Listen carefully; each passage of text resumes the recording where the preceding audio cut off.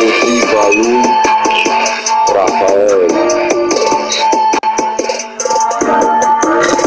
Rafael, iată-mă la battle, sunt prezent. Caută-ți de treabă când nu mi-ești tu oponent. Nu mai timpul însă, dar cu tine pierd. Astăzi practic fac, yeah, de-abia aștept. În battle eu sunt profesor, iar tu ești elev. Îmi pare rău să-ți spun, dar rămâi tu repetent. Nu te supăra, dar așa va fi mai bine. Nu te compara tu cu mine. Iar mie-mi place să joc GTA alături de pisicuța mea, da.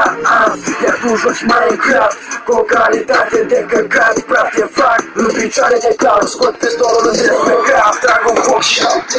Totul e destul de serios, fără glume.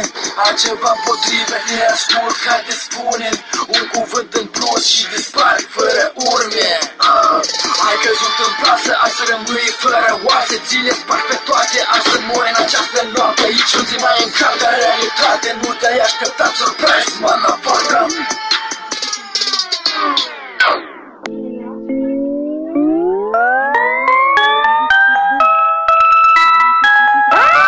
Hai nu începe vorba de parcă tu nu vrei, daci că nu-ți dau voie să spui exact ce crezi. Că tu ce vezi nu de fiecare dată înseamnă clar.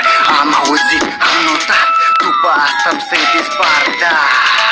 Și bag piciorul în lume, că tot ce începe rău are cuvântul spune. Dar tu pe bune lasă jocul la o parte, că nu ești acasă și în cap o carte. Să înțelegi care sensul și care treaba nimănui. Eu sunt omul fără amprente, tu ești partea fără cui. Dar tu ce spui? Hai vino la duel, motherfucker. Tu te joci cu sănătatea, eu mă joc cu chakra. Fă-mi o favoare, fă bine că mi-e foame. Suntem din aceeași struguri, dar diferite poame.